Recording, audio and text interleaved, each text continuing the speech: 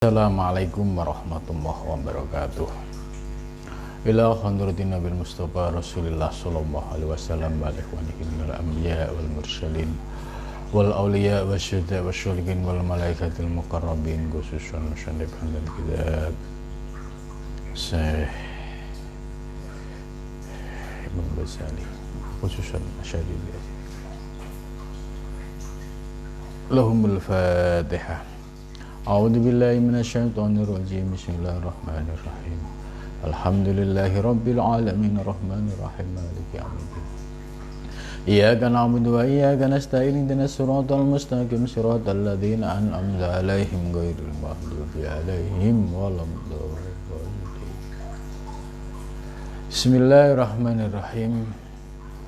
Subhanaka la ilma lana illa ma 'allamtana innaka antal alimul hakim. La haula wa la quwata illa billahil aliyyil azim. Rabbi shrah li sadri wa yassir li amri wa hlul 'uqdatam min lisani yafqahu qawli. Amin ya rabbal alamin.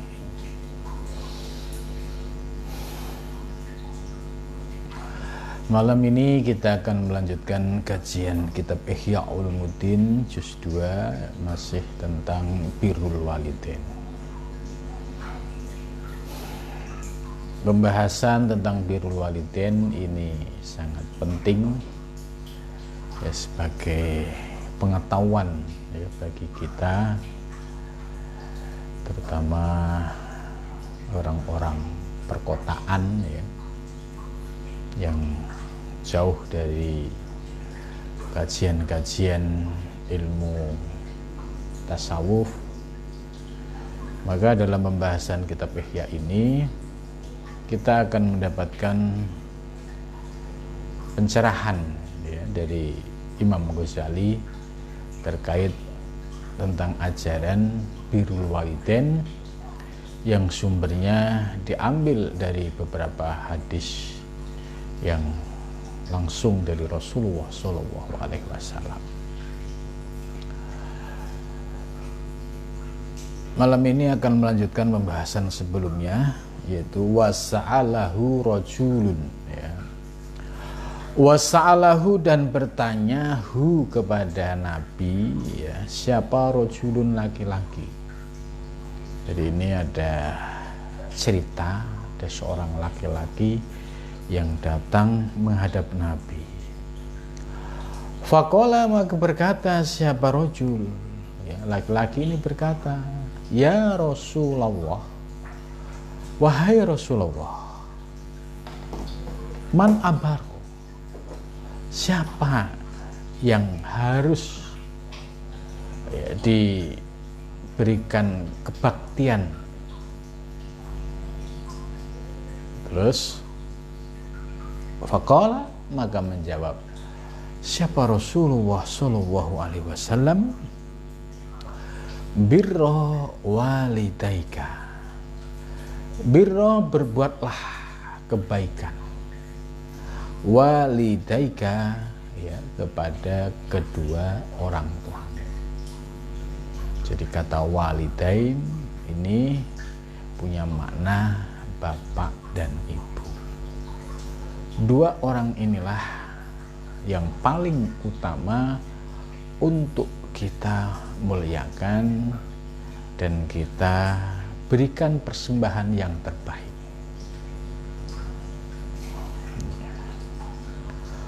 Faqala, maka berkata siapa rajul itu, setelah dijawab oleh Rasulullah, ya kamu harus birrul walidain kepada kedua orang tuamu.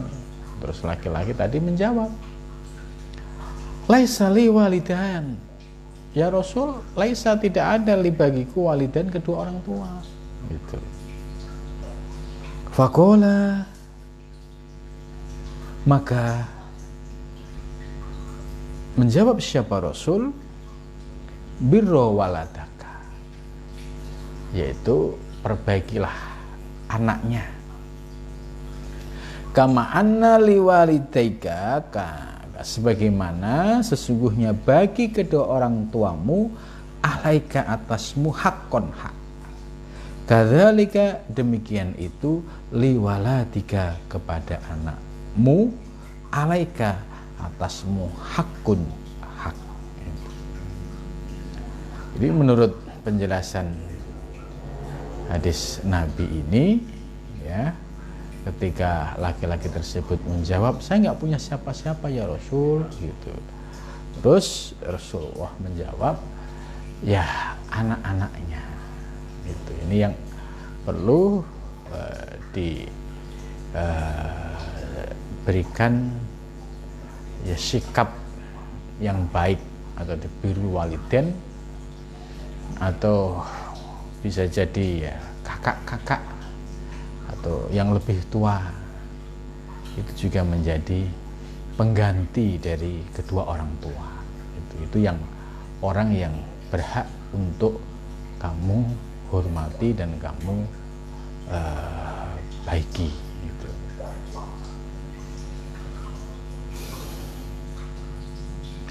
Sebab begitu juga kadzalika liwalatika, ya begitu juga nanti anakmu alaika atasmu hakun, juga punya hak, gitu. Jadi anak-anakmu nanti juga punya hak pada dirimu, gitu. Maka di dalam hadis dijelaskan, ya, kalau kita bisa berbuat baik kepada kedua orang tua,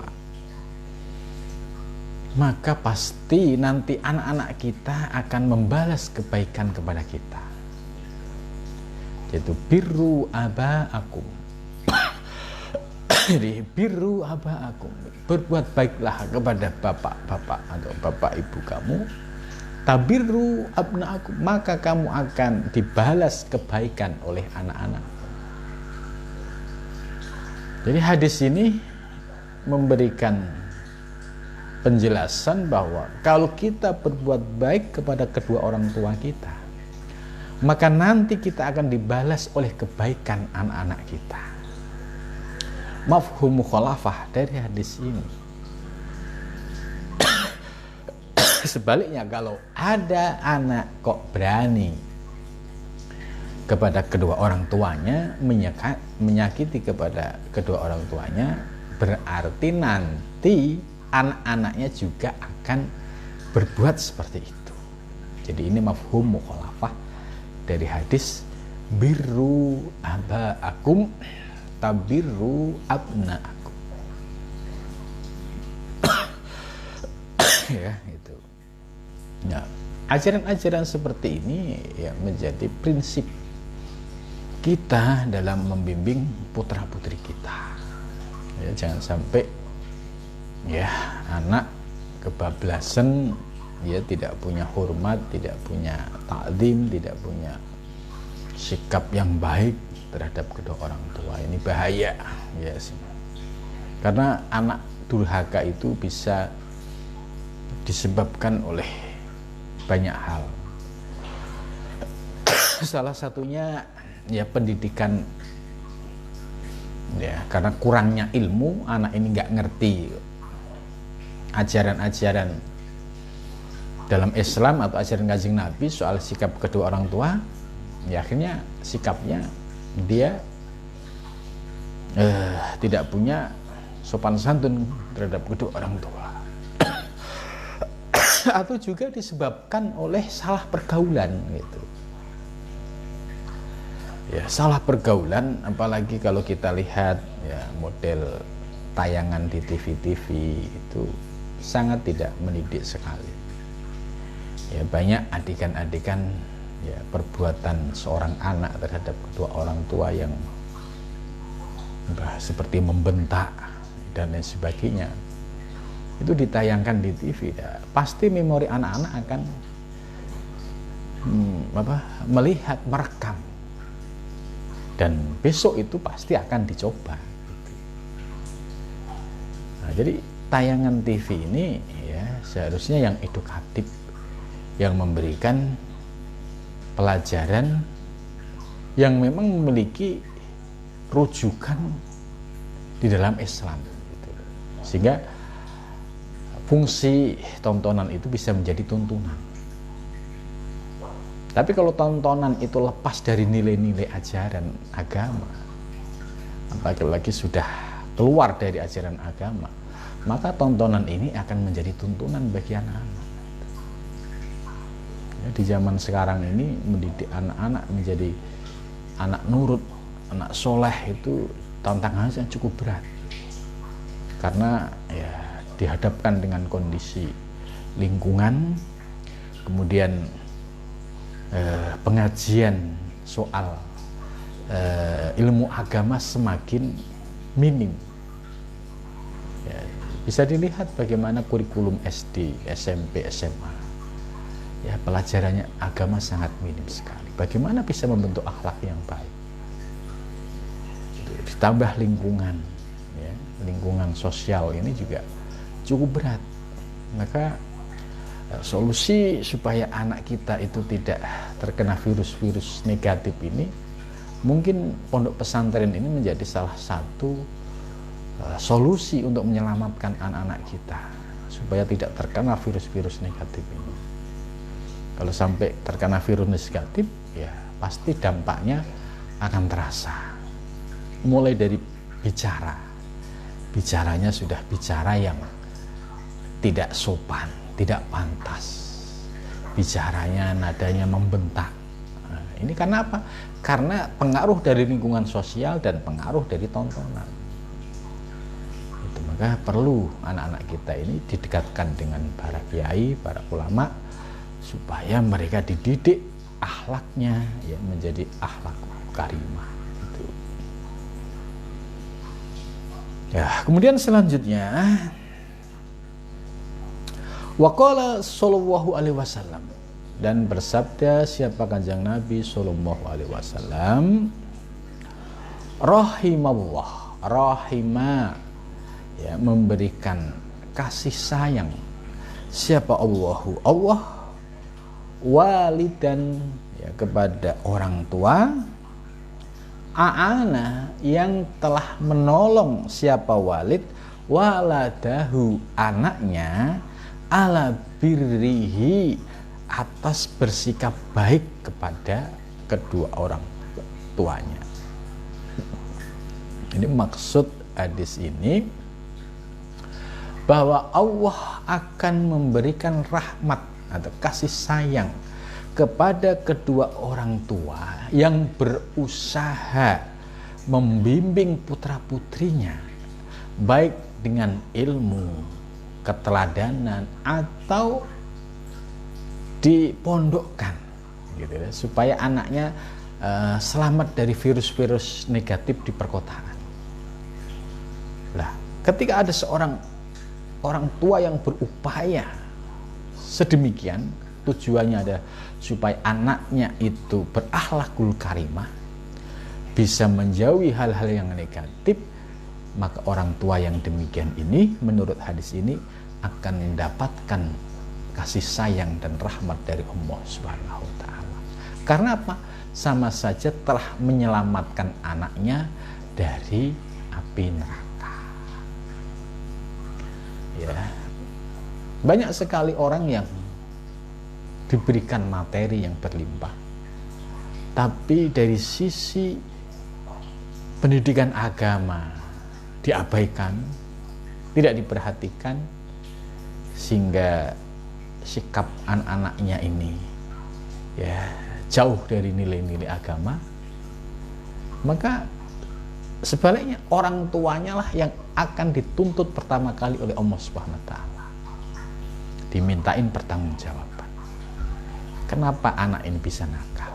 Oh, ternyata dulunya ya hanya dikasih duit, tidak pernah dibimbing untuk ya mendekat dengan para kiai, mendekat dengan para ulama yang akhlaknya bisa menjadi keteladanan. Ya, sebab zaman sekarang ini juga label ulama, label ustadz, ya, label kiai ini juga harus perlu selektif. Ya, kita sudah menyaksikan lah di sosial media banyak yang berbaju ustadz, berbaju ulama, ya. Tapi kalimat yang keluar dari lisannya tidak menunjukkan sebuah keteladanan. Nah, ini akan berbahaya. Anak itu pasti akan niru. Oh, ulama itu aja begitu. Oh, ustadz itu aja begitu. Ya, bisanya hanya misuh-misuh misalkan. Keteladanan apa yang bisa diberikan kepada generasi yang akan datang kalau misuh-misuh ini menjadi tren dalam sistem dakwah? Tentu ini jauh dari ajaran Nabi besar Muhammad Shallallahu Alaihi Wasallam. Nabi seorang yang santun, berakhlakul karimah. Nabi tidak pernah mencaci, mencela, apalagi ini di hadapan publik. Ya. Inilah kita perlu filter, ya, perlu filter. Kira-kira kalau saya ikut ulama itu ulama yang mana yang bisa dijadikan pegangan dunia akhirat? Ya, jangan sampai kita salah ulama. Kalau kita salah megang ulama, ya ulamanya masuk neraka, ya semua bisa masuk neraka. Tapi kalau ulama ini ya berpegang teguh pada ajaran agama, akhlakul karimahnya bisa menjadi teladan, ucapannya terjaga dan mengikuti akhlak Nabi besar Muhammad SAW, maka ciri-ciri ulama yang demikian ini layak untuk dijadikan sebagai pedoman, pegangan, teladan. Ya, ini ya kondisi yang memang harus mewajibkan bagi umat untuk selektif, untuk memilah-milah mana nih ulama yang bisa saya jadikan rujukan. Oh ini bukan, oh ini bukan. Ya, tentu ya kembali kepada tadi keilmuan, keteladanan ini yang penting. Karena ya semua ulama itu pasti akan menjadikan Rasulullah Shallallahu Alaihi Wasallam itu sebagai teladan di dalam dakwahnya. Terus selanjutnya,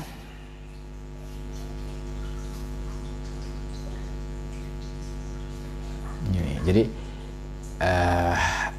hadis ini menarik tadi ya. Jadi selalu ada mafhum mukhalafahnya. Yang pertama tadi jelas biru aba'akum tabiru abna'akum. Ada mafhum mukhalafahnya. Kalau kamu berani sama orang tuamu, nanti anakmu akan berani sama kamu. Gitu. Ya, kalau yang ini Allah akan memberikan rahmat kepada orang tua yang berusaha keras membimbing anak-anaknya menjadi anak yang soleh dan solehah.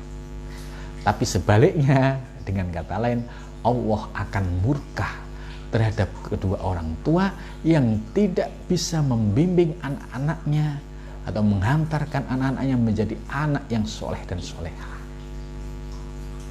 Sebab kalau dia tidak soleh-solehah, muncul akhlak yang tidak terpuji, apalagi sampai dia itu ya tidak menjalankan perintah Allah, berani melanggar perintah Allah, maka dampak yang akan dirasakan nanti kembali kepada kedua orang tuanya. Itu. Jadi ini Rasulullah itu cara memberikan bimbingan kepada umat itu ya dibutuhkan itu tadi kecerdasan. Selalu ada mafhum muwafaqah, ada mafhum mukhalafah. Jadi kita diajak untuk berpikir, oh iya kalau ini mendapatkan rahmat, berarti kalau yang begini mendapatkan ghadab murka. Oh iya kalau anak ini berbuat baik, nanti dia akan dibaikin oleh anaknya. Sebaliknya, wah anak ini dulu dia berani sama orang tua, ya wajar kalau anaknya itu berani sama orang tersebut. Gitu.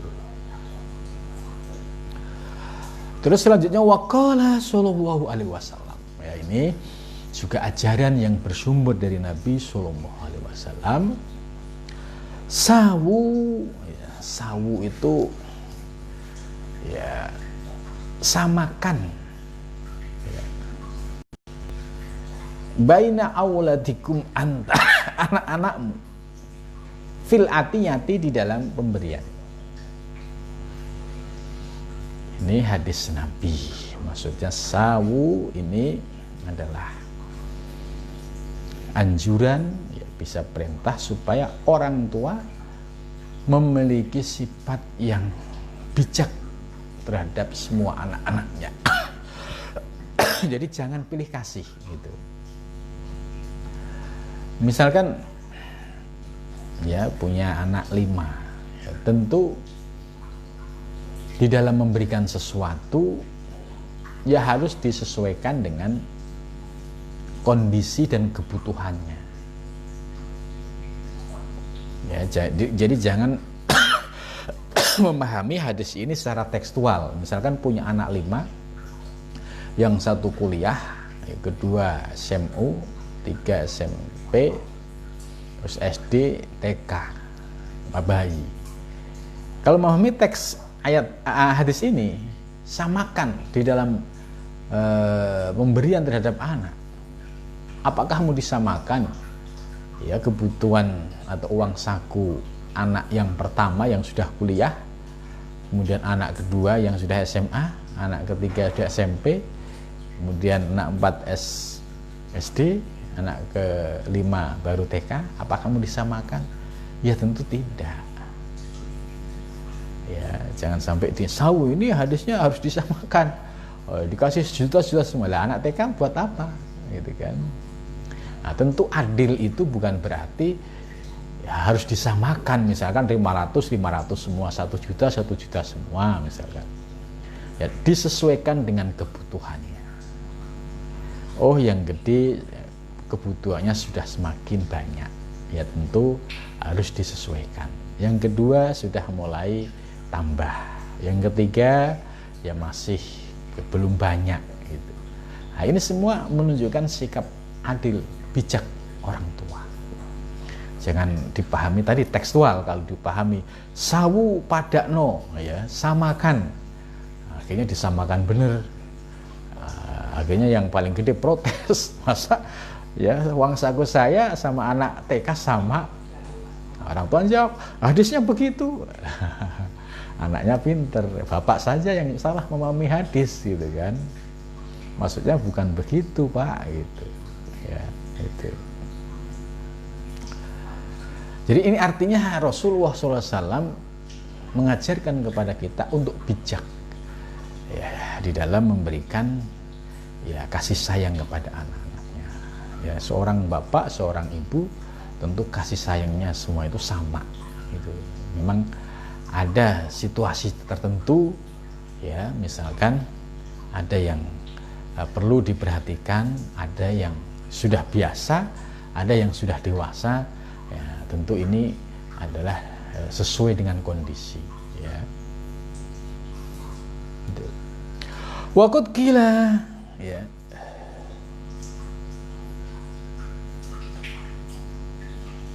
Kemudian waqala Anas, dan berkata siapa Anas radhiyallahu anhu, Anas berkata, qala Nabi, bersabda siapa Nabi sallallahu alaihi wasallam. Itu ini sahabat Anas ya, menyampaikan sebuah hadis yang Rasulullah bersabda, al-gulamu yu'aku anhu yawmas sabi'i wa yusamma wa yumatu anhul ada. Ini terkait tanggung jawab orang tua terhadap anak.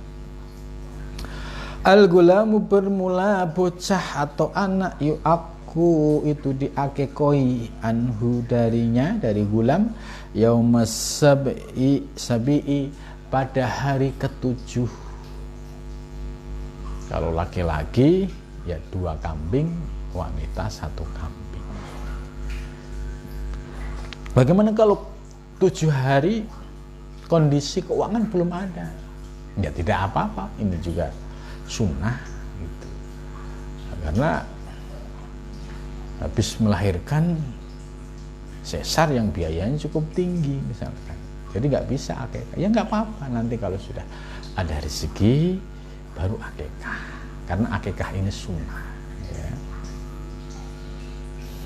Jadi kalau memiliki keleluasaan rezeki ya, punya rezeki yang cukup, maka idealnya hari ke-7 yaitu anak diakekahin.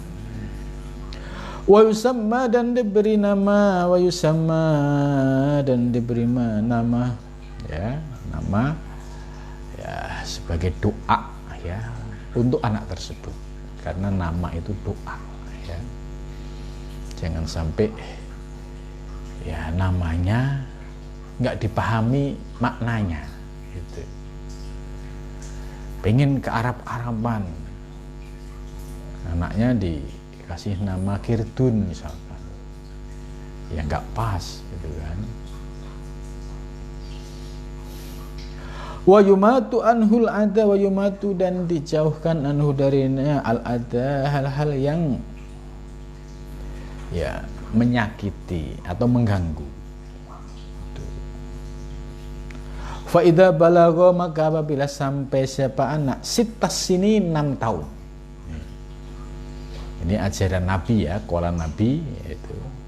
Jadi 7 hari itu akikoh dan memberi nama, ya, kemudian menyingkirkan hal-hal yang mengganggu anak itu. Kemudian berikutnya ketika sampai pada usia 6 tahun uddibah,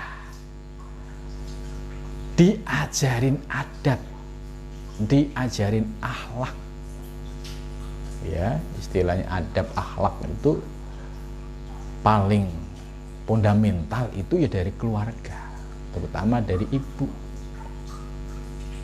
Maka ibu itu madrasatul ula, sekolah pertama seorang anak itu adalah seorang ibu, karena ibu akan mengajarkan misalkan makan harus berdoa dulu, harus pakai tangan kanan ya.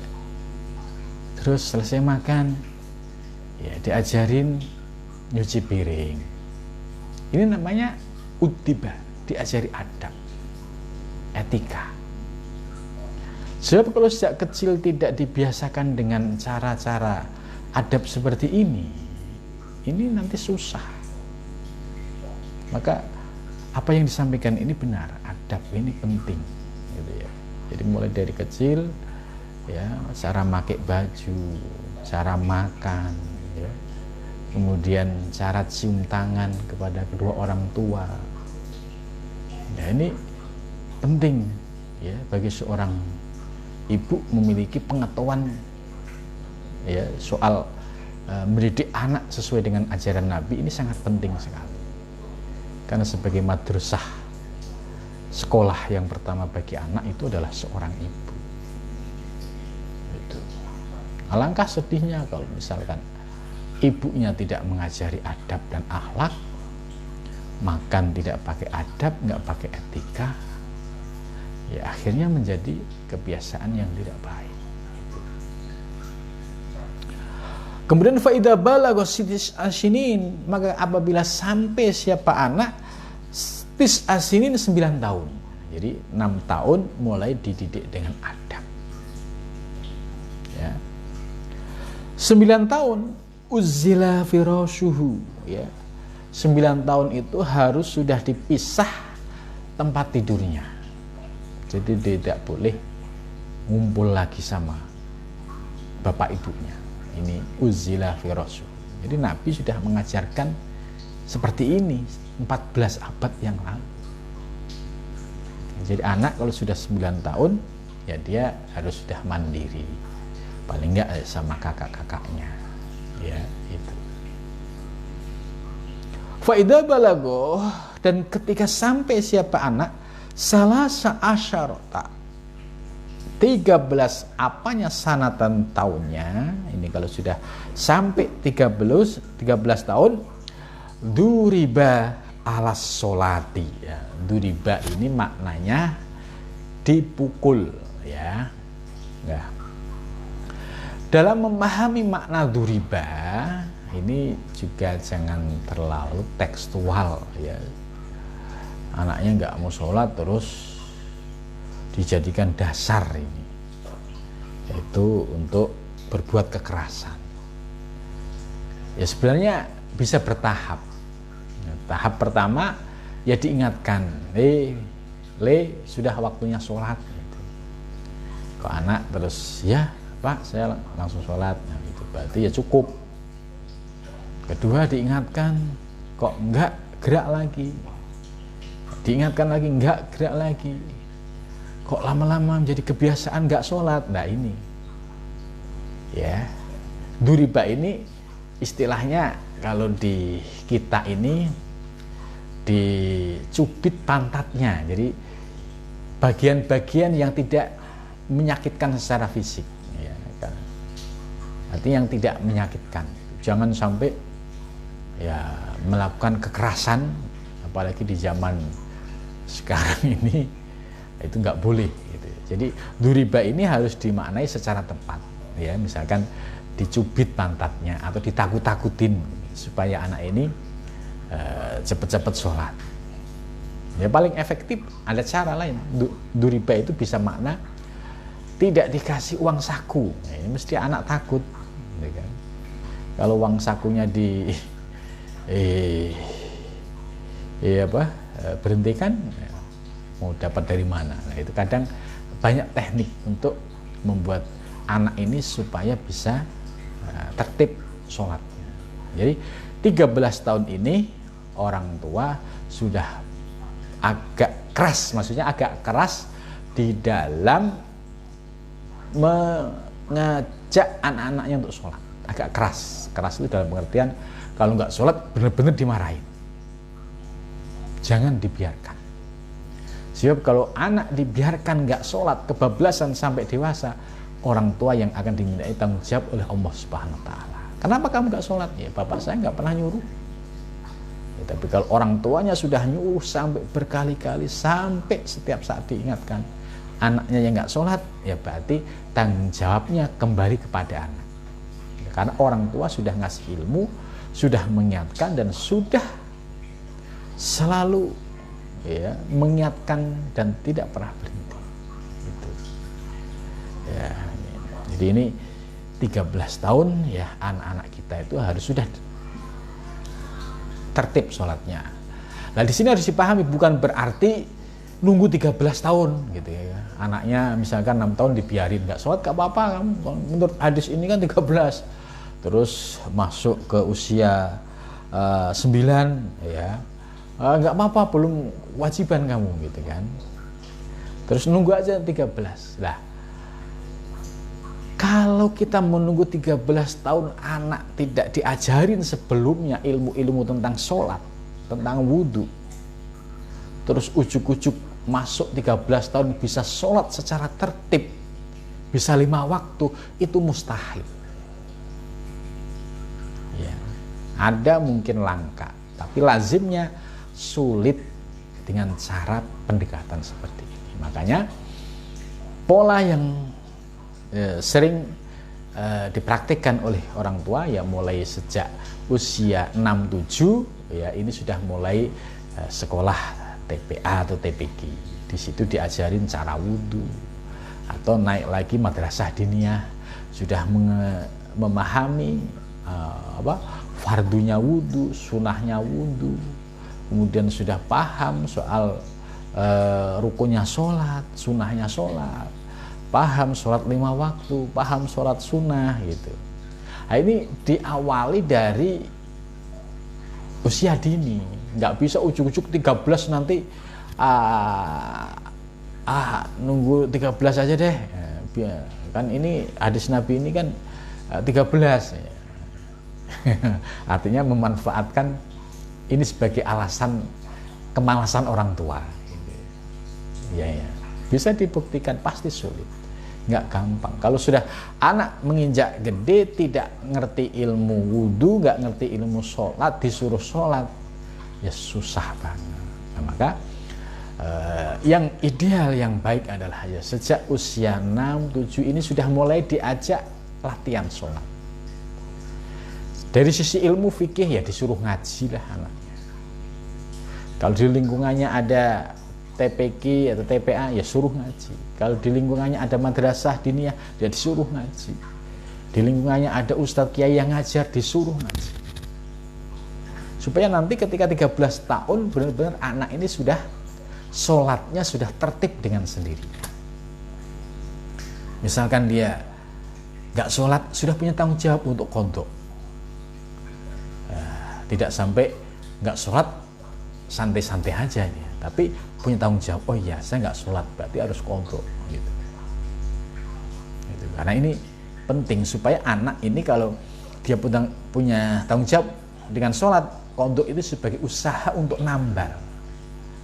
Ya, hadisnya juga jelas soal qadha ya. Jadi tidak perlu diperdebatkan lagi. Ya, dan Imam Syafi'i juga berpegang pada qadha ini karena ada bimbingan, ada pembinaan. Kalau anak nggak sholat dibiarin, ya lama-lama ya nggak sholat terus karena nggak ada beban. Tapi kalau anak diajarkan kalau nggak sholat qadha, kenapa ya qadha? Ya karena ini untuk mengganti ya, sebab sholat itu fardu, sebab sholat itu awwalu ma yuhasabu yaumal qiyamah as-sholah. Sholat itu yang akan dihisab oleh Allah pertama kali nanti. Nah, bagaimana kalau sholatnya itu bolong-bolong? Ya, sehari sholatnya hanya 2 waktu. Ada juga yang sholatnya seminggu hanya sekali waktu, sholat Jumat. Ada juga yang setahun sholatnya 2 kali, Idul Fitri sama Idul Adha. Gitu. Nah ini bagaimana nanti kalau dihisab oleh Allah? Ya ini makanya penting ya, anak-anak ini dibimbing yang baik, didekatkan dengan ustadz, para kiai yang bisa membimbing putra-putrinya ini mulai dari dasar ini sudah memahami persoalan-persoalan wudhu dan sholat. Ini yang paling mendasar ya. Bagaimana kalau sudah SMP, SMA, kuliah masih nggak bisa sholat? Lah ini nanti orang tuanya yang akan dipanggil oleh Allah Subhanahu wa Ta'ala ya.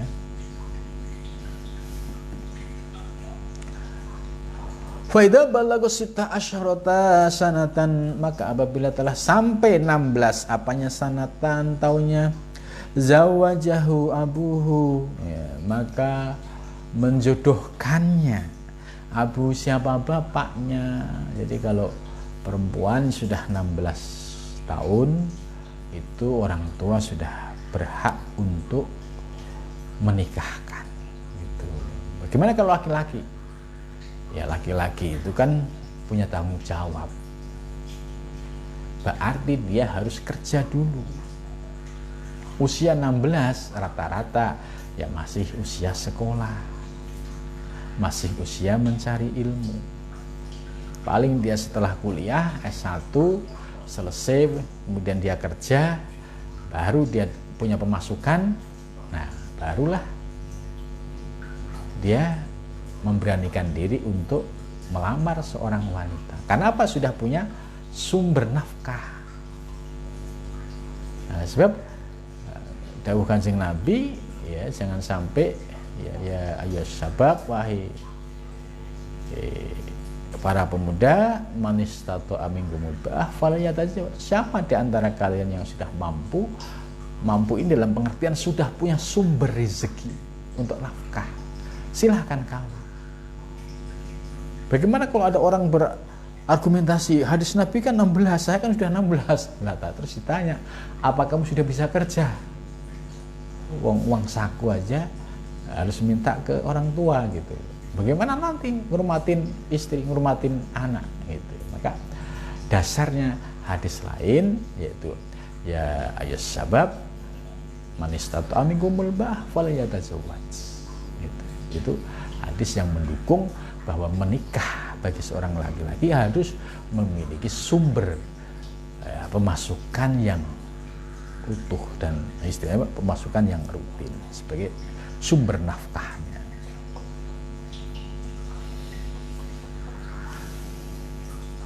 Summa akhadha biyadihi wa qala, summa akhadha kemudian mengambil siapa bapaknya biyadihi dengannya wa qala dan berkata qad adabtuka, wa qala dan berkata siapa bapak, qad adabtuka, aku telah mengajarimu.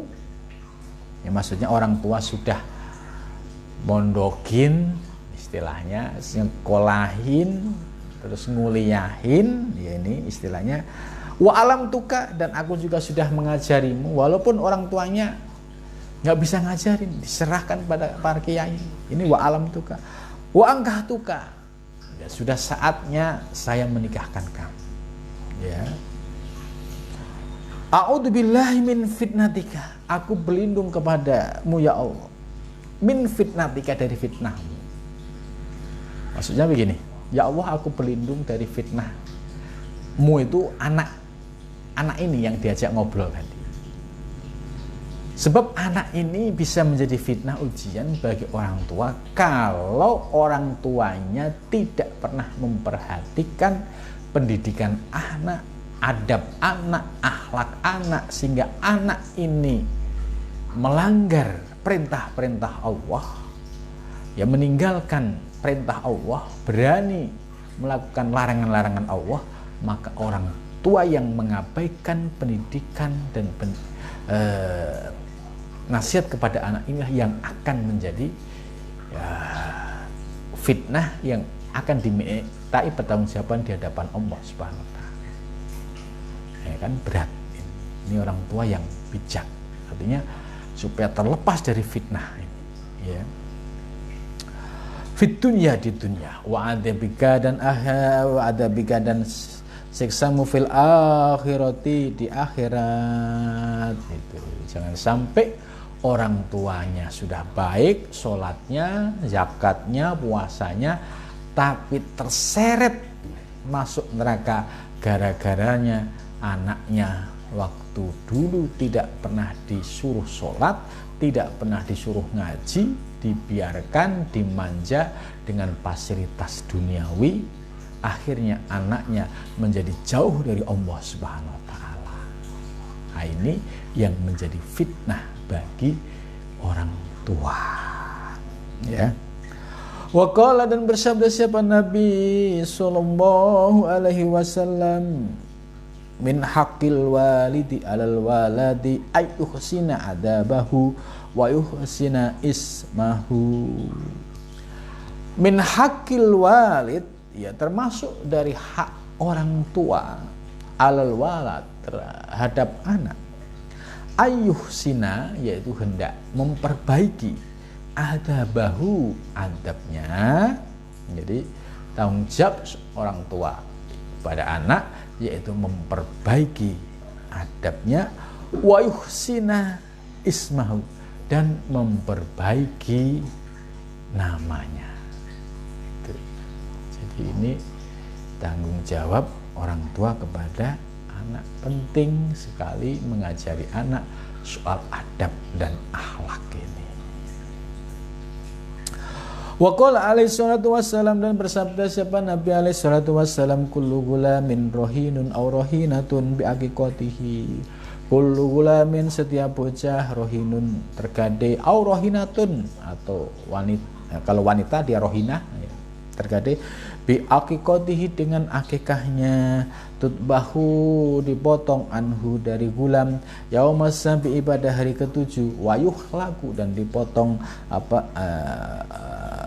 rosahu, ya, yaitu rambutnya. Jadi pas hari ke-7 dipotong, ya, memotong akikah untuk anaknya, kalau laki-laki 2, kalau perempuan 1, dan sekaligus dipotong rambutnya. Nah, rambut ini nanti dipotong terus ditimbang kira-kira berapa gram. Nah, itu kemudian dinilai dengan emas, kemudian dibuat sedekah. Nah, itu ada cara seperti itu, ya. Dah, sampai sini dulu. Mudah-mudahan dari penjelasan hadis ini kita sebagai orang tua bisa mendapatkan pencerahan bagaimana anak-anak kita adalah amanah dari Allah.